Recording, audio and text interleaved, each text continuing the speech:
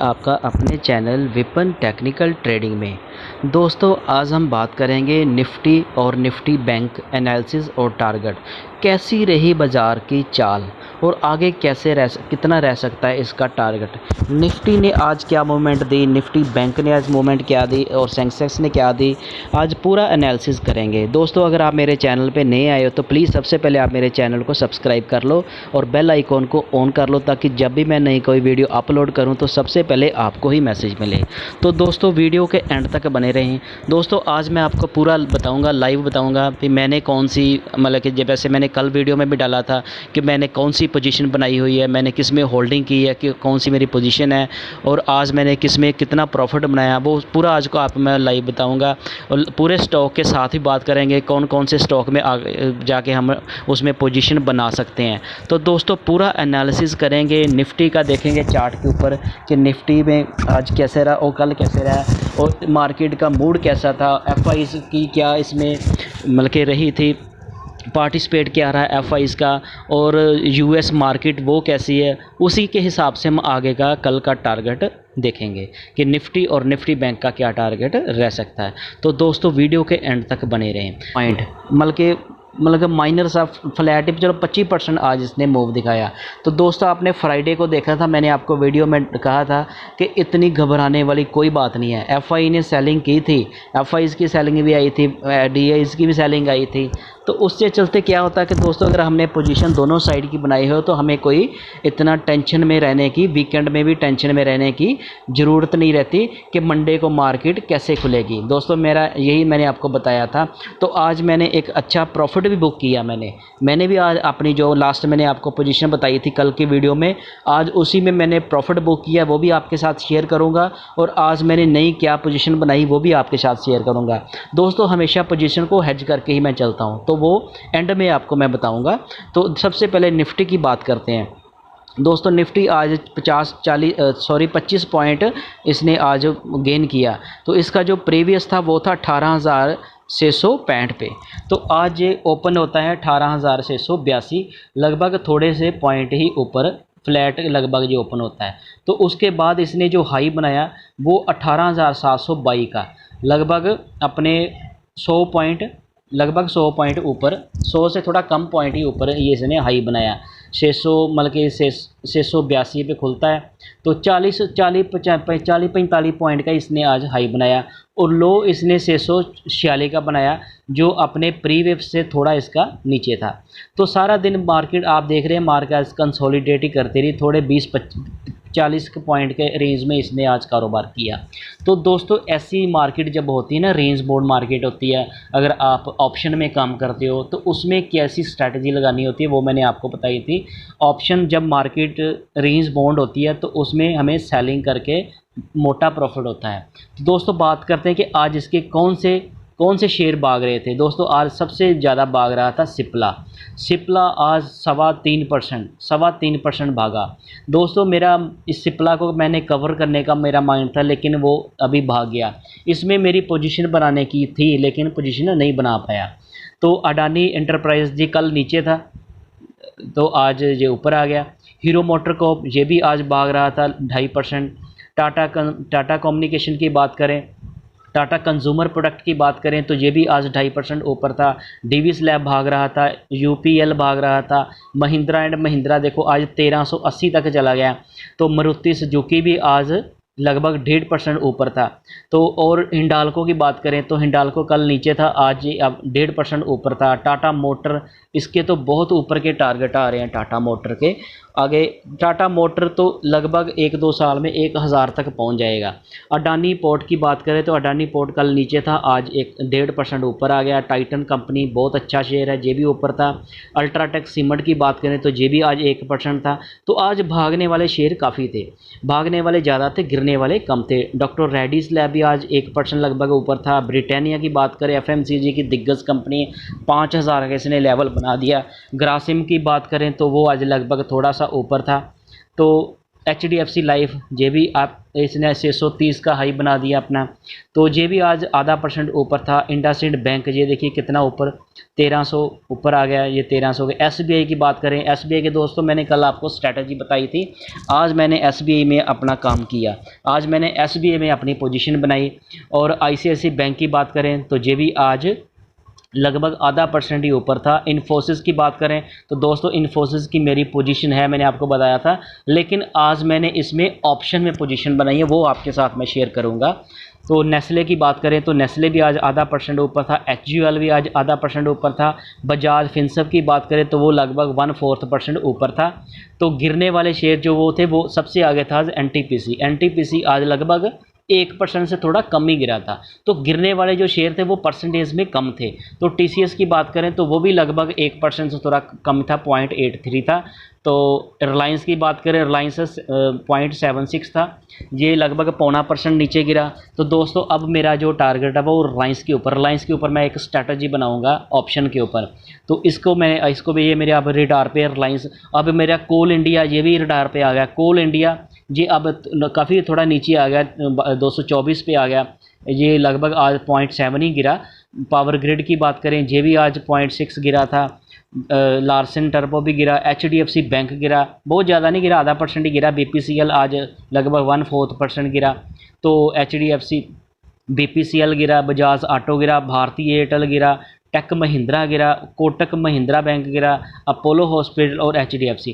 दोस्तों गिरने वाले जो शेयर थे वो परसेंटेज कम थी और बढ़ने वाले आज ज़्यादा थे। तो बाज़ार में मजबूती है, बाज़ार स्ट्रॉन्ग है। लेकिन दोस्तों शेयर बाज़ार में वही कामयाब होता है जो अपनी दोनों साइड की पोजीशनें लेकर चलता है।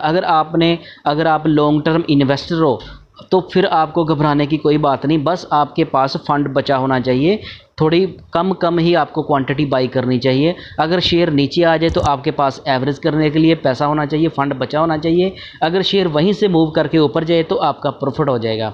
दोनों साइड आपको सोच के चलना चाहिए। अगर आप ऑप्शन में काम करते हो तो फिर आपके पास आपने एक पोजीशन बनाई तो कम से कम आके पीछे 1 या 2 उसके लॉट एवरेज करने के लिए फ़ंड होना चाहिए। जब हमारी पोजीशन मतलब कि लॉस में आ जाती है तो उसको हमें फ़ंड को एवरेज भी करना पड़ता है। फ़ंड हमारा मार्जिन जो कम पड़ जाता है उसको पूरा करना पड़ता है। तो फ़ंड की इसमें बहुत। और ऑप्शन में दोस्तों अगर आप ऑप्शन सेलिंग करते हो, ऑप्शन बाई करते हो तो उसमें लिमिटेड मार्जिन लगता है। ऑप्शन आप सेलिंग करते हो तो उसमें मार्जिन ज़्यादा लगता है। तो उस हिसाब से आपको काम करना चाहिए। तो अपनी पोजीशन को ओवरनाइट के लिए हमेशा हेज करके चलना चाहिए दोस्तों। मैं तो मार्केट में उससे क्या होगा दोस्तों, प्रॉफिट चाहे कम होगा लेकिन लॉस नहीं होगा, लॉस होगा ही नहीं। अगर आप इस हिसाब से प्लानिंग करके चलोगे ना तो फिर आपका लॉस कब होगा। मान लीजिए कि आपने दोनों साइड की पोजीशन बना ली है, कॉल और पुट दोनों की पोजीशन बना ली है, तो क्या होगा, एक साइड ऊपर जाएगी तो एक में लॉस होगा, एक में प्रॉफिट होगा।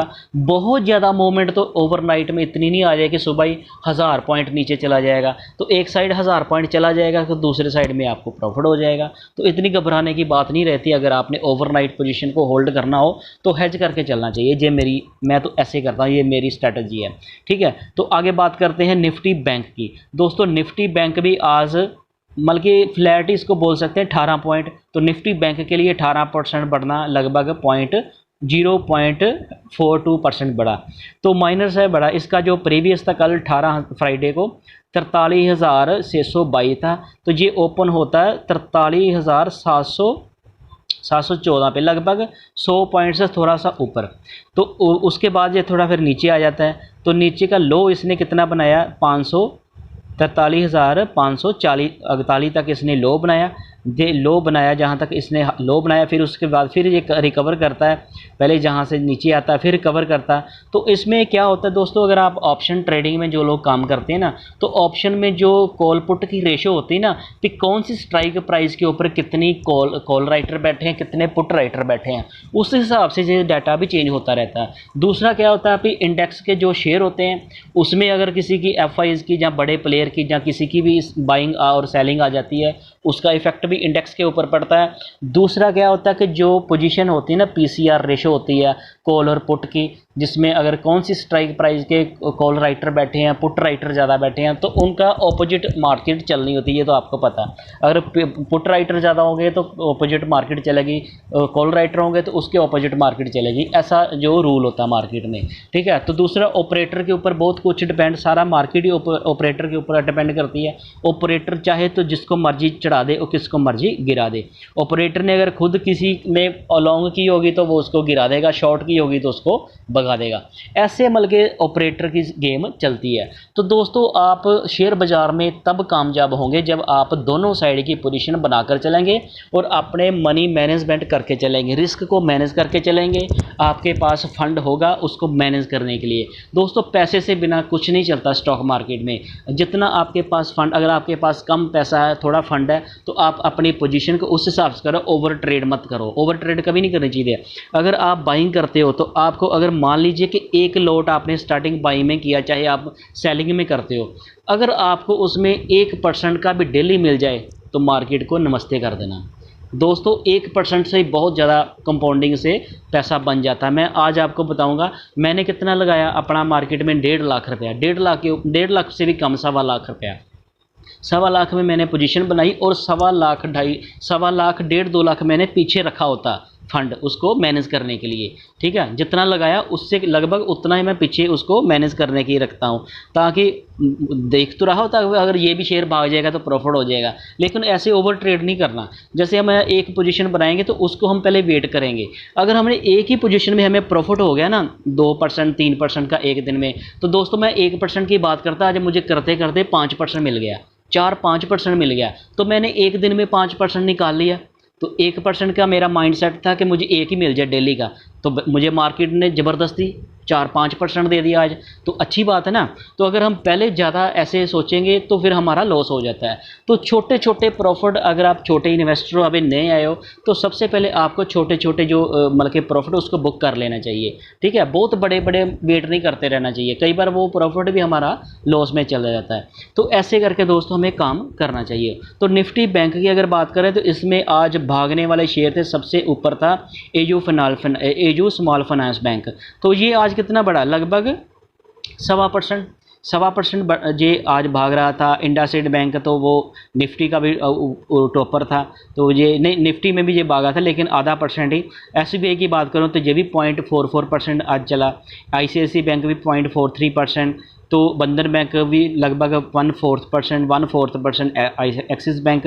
तो बाकी गिरने वाले ये 5 शेयर गिरने वाले थे। बैंक ऑफ बड़ौदा जो गिरने वाले थे वो भी लगभग 0.25% से ही, 0.25% के पास ही। फेडरल बैंक भी लगभग 0.25%, आधा परसेंट एचडीएफसी बैंक, पीएनबी भी 0.4%, और कोटक महिंद्रा की बात करें तो वे भी लगभग 1/4% ही गिरा।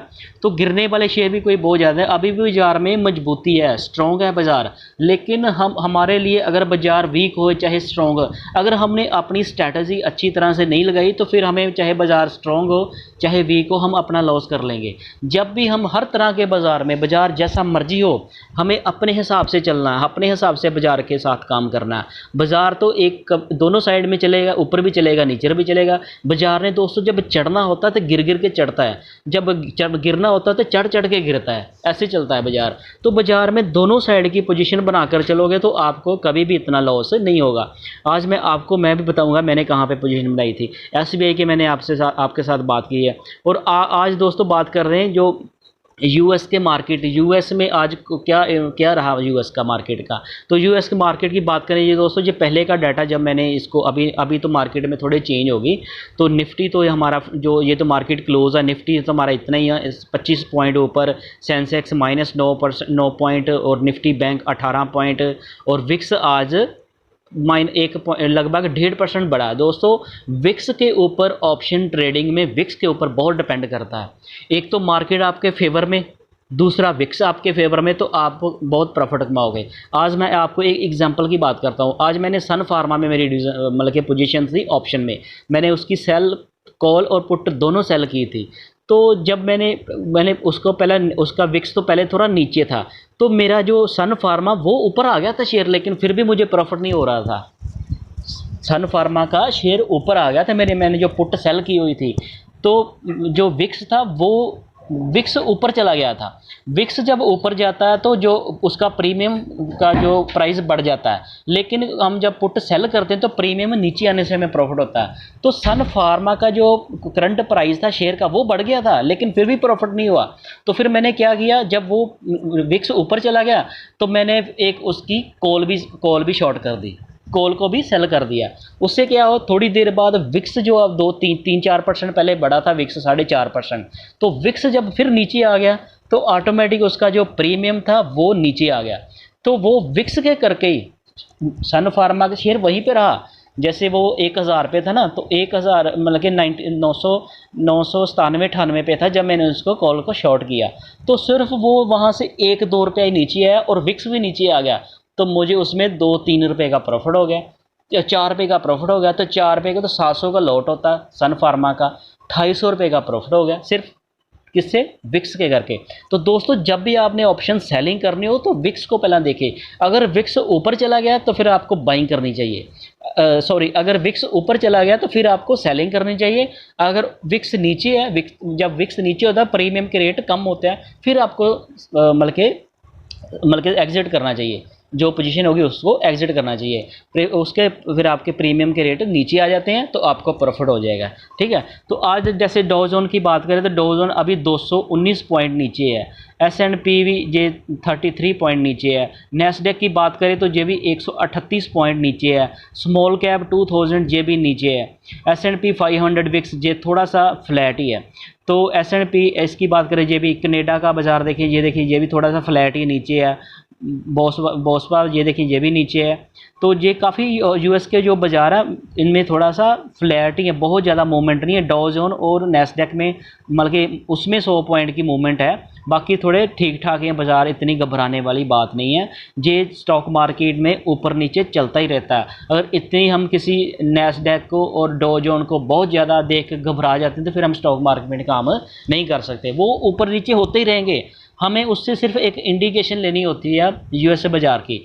तो बाकी पोजीशन हम अब हमारे ऊपर डिपेंड करता है कि हम कैसी स्ट्रैटेजी लगाते हैं, हम कैसे काम करते हैं। चाहे मार्केट जो डॉ जोन बहुत ज़्यादा ऊपर हो चाहे नीचे हो, तो हमारे बाज़ार अपने हिसाब से चलते हैं, उससे आज बहुत ज़्यादा फ़र्क नहीं पड़ता। FIs की जो आती है ना, FIs की बाइंग और सेलिंग आती है, उससे फ़र्क पड़ता है, यूएस बाज़ार से भी फ़र्क पड़ता है। लेकिन अगर हमने अपनी स्ट्रैटेजी नहीं ठीक से लगाई तो हम उसको क्या करेंगे, उसी के बिहाफ पे तो हमने अपनी स्ट्रैटेजी लगानी होती है कि यूएस की मार्केट कैसे है, FIs की क्या पोजीशन है, तो वो भी आज आगे बात करते हैं। तो ये देखिए दोस्तों मिले जुले ये देखिए इसमें तो सारा बाज़ार घिरा पड़ा है। ये देखिए S&P 200 ये भी, न्यूजीलैंड का बाज़ार ये भी मतलब फ्लैट ही है, शंघाई का ये 0.47 नीचे है। ये देखिए S&P भी ये भी थोड़ा नीचे है, चाइना का बाज़ार भी नीचे है, ये हैंगसेंग चाइना के बाज़ार ताइवान वेटेड ये भी नीचे है। तो ये कोस्पा ये भी नीचे है, सॉरी कोस्पा तो अभी 12 पॉइंट ऊपर है। तो कराची ये देखिए पाकिस्तान का बाज़ार कितना 1296 पॉइंट ऊपर है। तो ऐसे बाज़ार में यूएस की जो मार्केट है वो मिक्स ही है, उसमें कोई इतनी दोनों साइड की मार्केट है, कुछ बाज़ार पॉजिटिव है कुछ नेगेटिव है। तो आपको अपने हिसाब से कैसे पोजीशन बनानी वो मैटर करती है। यूएस की बाज़ार कैसा है उसका भी एक इफ़ेक्ट पड़ता है। तो आगे बात कर रहे हैं दोस्तों FIs की। मैं आज आपको FIs का डाटा बताता हूँ। कल जब मैंने वीडियो बनाई थी तो FIs का डाटा नहीं आता, लेट आता है, तो आज मैंने वीडियो इसीलिए थोड़ी लेट की है। दोस्तों कल की बात करें तो FIs का कल का डाटा कल था मतलब कि फ्राइडे को 23 का, इसने FIs ने कैश में 344 करोड़ की मतलब सेलिंग की थी। तो DIs ने कैश मार्केट में इन्होंने भी 684 करोड़ की सेलिंग कर दी थी जिन्होंने भी। तो FI में इंडेक्स जो फ्यूचर थे उसको भी सेल कर दिया था। FI इंडेक्स ऑप्शन के ये इन्होंने बाइंग की थी। तो FI का स्टॉक फ्यूचर था, इसमें इन्होंने बाइंग की थी। तो FI का स्टॉक ऑप्शन थे उसके इन्होंने लॉन्ग किया था उसको भी। तो आज की बात देखें तो आज इन्होंने देखिए FIs ने कैश में आज फिर 409 की सेलिंग कर दी। DIs ने आज 250 करोड़ का माल ख़रीदा है। और FI ने इंडेक्स फ्यूचर भी आज बाई किए हैं।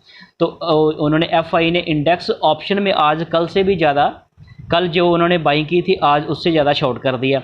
कल इन्होंने 10,107 को लॉन्ग किया था, आज 11,719 को शॉर्ट कर दिया। तो कल फिर मार्केट उस हिसाब से चलेगी। जो कल की पोजीशन थी आज उन्होंने ऑप्शन में हल्की कर ली है, हल्की बराबर फ्लैट फिर बराबर हो गई है।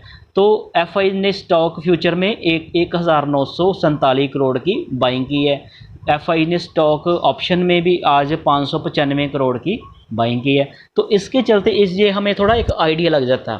तो एफआईज़ की जो है ये सारी पोजीशन रही है, बेचते रहते हैं खरीदते रहते हैं। क्यों? एफआई जो होते हैं ना बड़े मैनिपुलेटर होते हैं। ये कहीं स्टॉक को बाई कर लेंगे, स्टॉक मार्केट को मतलब के कैश में किसी प्रोडक्ट को ख़रीद लेंगे, शेयर को चढ़ा देंगे, उसको उधर शॉर्ट कर देंगे। ये अपनी ऐसे पोजीशन मैनिपुलेट करके जो छोटे जो नए इन्वेस्टर होते हैं उनको फंसाते हैं। तो दोस्तों अगर आपने इनसे बचना है तो आपको इनसे बचने का एक ही तरीका है, आपको थोड़ा सा आपकी जानकारी रखनी है, इन मतलब के आपको नॉलेज रखनी है शेयर मार्केट की थोड़ी सी। अगर आपने 10% भी मार्केट को देख लिया, ये सारा डाटा देख लिया, तो आप इससे थोड़ा आइडिया लगा दें। दूसरा, अगर आप लॉन्ग टर्म इन्वेस्टर हो तो आपको घबराने की कोई ज़रूरत नहीं है। जैसे शेयर कोई गिरता है ना दोस्तों, क्या होता है कि जब शेयर भाग रहा होता है तो हम खरीद नहीं पाते कि ये बहुत भाग गया, ऊपर चला गया, तो अब क्या खरीदें, तो हम खरीद नहीं पाते। लेकिन वही शेयर जब नीचे गिरता है फिर हम डर के नहीं खरीदते कि कहीं और ना गिर जाए। तो दोस्तों ऐसे फिर हमारे हाथ से मौके निकलते रहते हैं। जब ऊपर जाता तब भी हम नहीं खरीद पाते, जब शेयर नीचे आता फिर भी हम नहीं खरीद पाते। तो दोस्तों हमें डिसीजन बड़ा टाइम पे उसमें क्या स्ट्रैटेजी लगानी चाहिए। जब शेयर अपने लाइफ टाइम हाई के जहाँ ऊपर चला गया, अगर आपका माइंड है शेयर कंपनी अच्छी है, फंडामेंटली स्ट्रॉन्ग है, आप चाहते हो कि मैंने इसमें पोजीशन बनानी, मैंने इसमें काम करना, तो उसका दोस्तों एक फार्मूला है। क्या? जितनी आपने इन्वेस्टमेंट करनी है उसका आप 20% कर दो। जितनी आपने इन्वेस्टमेंट उस शेयर में स्टॉक में आप करना चाहते थे, अब उसमें आप 100% ना करो। अगर आपने 1,00,000 रुपये इन्वेस्ट करना था लेकिन वो शेयर अपने लाइफ टाइम हाई के ऊपर चला गया, तो फिर आप उसमें 20% इन्वेस्टमेंट करो। अगर वहीं से शेयर और ऊपर चला जाएगा तो आपकी इन्वेस्टमेंट जितनी 20% होगी, मान लीजिए 20,000 होगा तो 20,000 के ऊपर मान लीजिए वो 2% और ऊपर जाएगा, 3 जाएगा, 5 जाएगा, तो उस हिसाब से अगर थोड़ा प्रॉफिट कम हो जाएगा, लॉस तो नहीं होगा। अगर वो शेयर आपने सारा इन्वेस्टमेंट वहीं पे कर दिया तो शेयर अपने वो करेक्शन में आ गया, 5% या 10% नीचे आ गया, तो फिर आपका लॉस हो जाएगा।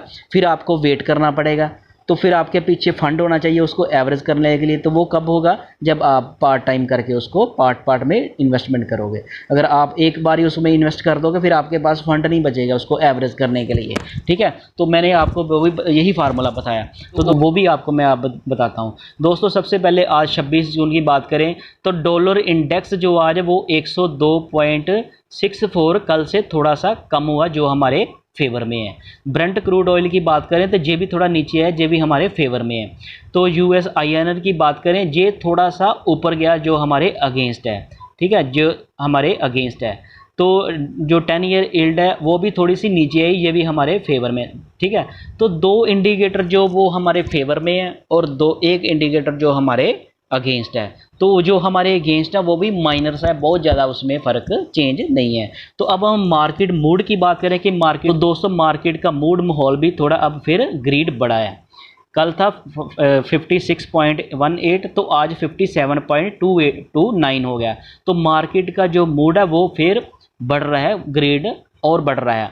तो जब मार्केट का ग्रेड बढ़ रहा है इसका मार्केट स्ट्रॉन्ग है, मार्केट में कोई घबराने की बात नहीं। ये थोड़ा सा ऊपर नीचे चलता रहता है। जैसे ये यहाँ 64 आ गया था, फिर ये 59 था, 64, 59, तो अब ये फिर 57 आ गया, ये ऊपर आ सकता है। तो आगे बात करता हूँ कि आज मैंने ये देखिए दोस्तों, मैंने अभी आपको बताया, ये देखिए सन फार्मा की मैंने आज जो मेरी कल की पोजीशन थी तो इसने मुझे 2800 रुपये का प्रॉफिट दिया। कैसे? विक्स के करके, थोड़ा विक्स की मूवमेंट थी, थोड़ी प्रोडक्ट उसकी सन फार्मा की थी। तो इसमें मुझे 2800, मैंने दोस्तों छोटे छोटे प्रॉफिट में बुक करता हूँ। मैं आपको ऐसे, अभी हम ऐसे बात करते हैं कि छोटे छोटे प्रॉफिट बुक करने चाहिए। जैसे आप बड़े इन्वेस्टर बन जाओ, आपके पास फंड ज़्यादा आ जाए, तो फिर आप किसी के लिए कि ये 2800 रुपया तो कुछ भी नहीं होगा। ठीक नहीं दोस्तों, किसी के लिए तो वो 2800 रुपया कुछ भी नहीं है, लेकिन हमारे लिए बहुत है। और ये दूसरा, ये देखिए सन, इसकी मैंने ये कॉल थी तो कॉल में भी मैंने 1225 और 2800 जे, और फिर मैंने सन फार्मा की ये कॉल थी, एक पहले एक कॉल दी, फिर मैंने दूसरी लगा दी, ठीक, दूसरी कब लगाई, इसको अपनी पोजीशन को हेज करने के लिए, क्योंकि जिस ये 1004-5 के ऊपर चला गया था, 4-5 पे चला गया था सन फार्मा। तो मुझे लगा कि ये अब थोड़ा नीचे आएगा, तो जैसे थोड़ा नीचे आया तो मुझे एक 1225 का जहाँ पे प्रॉफिट हो गया तो मैंने उसको स्केयर ऑफ कर दिया। अब मैं बिल्कुल हल्का हो गया, अपनी पोजीशन फिर ऐसे कर ली जैसे। तो आप ये तीनों का अगर हम मिलाएं तो कितना बन जाता है, ये बन जाता है 12-12-24 और लगभग 5200, बल्कि 5200 रुपये का प्रॉफिट हो गया। 5200 ऊपर का खर्चा पड़ जाएगा तो 5000, तो इतने में सारा मेरा पैसा कितना लगा, 1.25 लाख रुपया, 1,25,30,000 लगा। तो उसमें मुझे कितना मिल गया, 5,000 रुपया मिल गया खर्चा निकाल के, जो भी इसके चार्जेस पड़ेंगे। तो 1 लाख 1.25 के ऊपर 5 लगभग 4% तो हो ही गया, 4% का प्रॉफिट मिल गया एक दिन में। तो मैं तो 1% में खुश हो जाता हूँ। 1% से जो खुश होता है उसको मार्केट कभी कभी 2-3-4% भी दे देती है। तो दोस्तों ऐसे करके अगर ये जो 5,000 आज मेरा ऐड हो गया तो कल की ये मेरी इन्वेस्टमेंट में ऐड हो जाएगा। कल जो मेरे फंड में आज 1,25,000 था वो कल 30 हो जाएगा, तो मेरा थोड़ा और बढ़ जाएगा इन्वेस्टमेंट का। तो दोस्तों ऐसे करके छोटे छोटे से प्रॉफिट बुक हमें करने चाहिए। तो मैंने आज और कौन सी पोजीशन बनाई ये देखिए, इसमें भी ये देखिए मैंने इन्फोसिस की, मैंने ये इन्फोसिस नीचे आया था तो इसकी मैंने पुट सेल कर दी, ठीक है, इसी की मैंने पुट सेल कर दी। ये थोड़ा सा फिर ऊपर गया, थोड़ा सा बराबर था तो मैंने इसकी ना कॉल को भी सेल कर दिया, पोजीशन को हेज कर लिया। अब क्या होगा, इसमें 600 रुपये लॉस है, इसमें 440 पावर, तो नेट प्रॉफिट लॉस कितना हुआ, 150 रुपये का, 150 रुपये का लॉस है। तो 150 रुपये का लॉस, 400 का जे लोड है, 400 का जे दे, इन दोनों का जो टाइम डिके होगा आज सुबह तक ही, तो जे लगभग 300 रुपये है, तो जे और नीचे आ जाएगा, जे 600 वाला 300 रह जाएगा लॉस, तो जे 400 वाला इसमें 300 प्लस हो जाएगा। तो कल सुबह जब मार्केट अगर इसी प्राइस पे खुलेगा इन्फोसिस जो आज है, तो फिर भी ये मेरा पोजीशन जो एवरेज बराबर हो जाएगी, जो लॉस है ना वो 200-300 रुपये प्रॉफिट में आ जाएगा। तो ये दोनों साइड में टाइम डीके की वैल्यू मुझे मिलेगी। तो दूसरी एसबीआई की मैंने बात की थी, तो एसबीआई आज लगभग जितने 2-4 पे ही जब बढ़ा था तो तभी मैंने इसमें 5 रुपये 60 पैसे पे मैंने इसकी पुट को सेल कर दिया। पुट को सेल कर दिया 540 की मैंने जुलाई मंथ की पुट सेल की है। अभी ये 2-3 दिन, अभी थर्सडे इस वीक बचा है ये मंथ का, तो उसके बाद फिर नेक्स्ट सीरीज़ चलेगी जुलाई की। तो जुलाई को अभी काफ़ी टाइम बचा हुआ है जुलाई में। तो ये इसमें अगर आ भी जाता है, मेरी सेफ्टी इसमें कहाँ तक है, 534 आ जाएगा। मान लीजिए कि ये 534 रुपये भी आ जाता है नीचे, तो जहाँ तक मेरी सेफ़ है बिल्कुल, जहाँ तक बिल्कुल मैं 534 रुपये पे सेफ़ हूँ, 534 में। तो 534 आ गया शेयर, तो अब कहाँ है, अब है लगभग 460 पे है। तो 460 पे जब 30 रुपये नीचे आएगा तो जहाँ तक तो मैं सेफ़ हूँ, फिर मैं उसको बाई कर लूँगा, चाहे उसके फिर पुट बेच दूँगा। तो दोस्तों ऐसे करके हम छोटे छोटे प्रॉफिट बुक करते रहेंगे। जैसे जी आज 440 दिख रहा है ना, अगर कल ये 1200, 1300, 1500 पे आ गया तो मैंने इसको पोजीशन को एग्जिट कर देना, तो इसको फिर वेट करना, जैसे फिर नीचे जाएगा उसमें पोजीशन को दोस्तों ऑप्शन ट्रेडिंग में मतलब कि adjust time to time adjust करना पड़ता है। ऐसे नहीं पोजीशन को लगा के हम छोड़ते हैं। अगर आप छोड़ भी सकते हो और दोनों साइड की पोजीशन लगाई है तो आप इसमें उस दिन तक भी, आप जुलाई तक भी छोड़ सकते हो, तब भी आपको प्रॉफिट ही होगा, तब भी आपको प्रॉफिट होगा। क्योंकि इसमें हमने कितनी रेंज लगा दी है, इसका ऊपर का हो गया 1300 रुपया, तो नीचे कितना हो गया 1260। तो ये जो इसकी इन्फोसिस की जो मैं बात कर रहा हूँ, तो ये ऊपर जब 1325 तक जाएगा, 25 रुपये 70 पैसे, चलो 26 लगा लें, 1326 ऊपर तक जाएगा तो मेरा कोई लॉस नहीं होगा कॉल में, ठीक है। तो पुट में नीचे ये 24 रुपये है, इसको राउंड फिगर चलो 24-25 लगा लें, तो ये यहाँ से 20 या 40 और 4 और 34 36, ये 1236 तक आ जाएगा, 1236 तक नीचे आ जाएगा तो मुझे कोई लॉस नहीं होगा, ठीक है। अब हमारी रेंज कितनी होगी, अब शेयर है 70 पे है, 70-80 पे है, मतलब कि ऊपर अब 1326 और 1236 लगभग 100 पॉइंट, 90 पॉइंट, 90 रुपये का अगर इसने इसकी रेंज के बीच में एक्सपायरी कर दी जुलाई में, तो जे 24 जे और 25 जे, 24 और 25 चलो 50 लगा ले, है नहीं राउंड फिगर, 50 को 400 तो 20,000 हो गया, 20,000 का प्रॉफिट आपका हो जाएगा। तो इसमें लगा पता कितना है, 1 लाख रुपये लगा, 1,10,15,000 रुपये लगा। 1,10,15,000 क्यों लगा? क्योंकि जब एक साइड लगे, एक पोजीशन करते हैं तो 1,15,000 लगता है। तो जब हम दूसरी पोजीशन भी लगा देते हैं ना, तो उससे दो बेनिफिट होते हैं। एक तो ये बेनिफिट होता है कि मार्केट हमारे अगेंस्ट जाए तो हमें कोई इतना ज़्यादा लॉस नहीं होगा। तो उससे क्या होगा, मार्केट दोनों साइड जाएगी तो हमें हमारी पोजीशन भी हेज हो जाएगी और हमें लॉस होने के चांस कम रहते हैं। तो दोनों साइड का हमें टाइम डीके का बेनिफिट मिलता है। तो दोस्तों आज मैंने पूरी कोशिश की आपको अच्छी तरह से सारा बताने की, अपने पोजीशन का भी सारा कुछ। तो दोस्तों उम्मीद है कि आपको ये मेरी वीडियो अच्छी लगी होगी। दोस्तों अगर आपको ये मेरी वीडियो अच्छी लगी तो इसको लाइक करना, अपने दोस्तों के साथ शेयर करना और प्लीज़ मेरे चैनल को भी सब्सक्राइब करना। Thank you.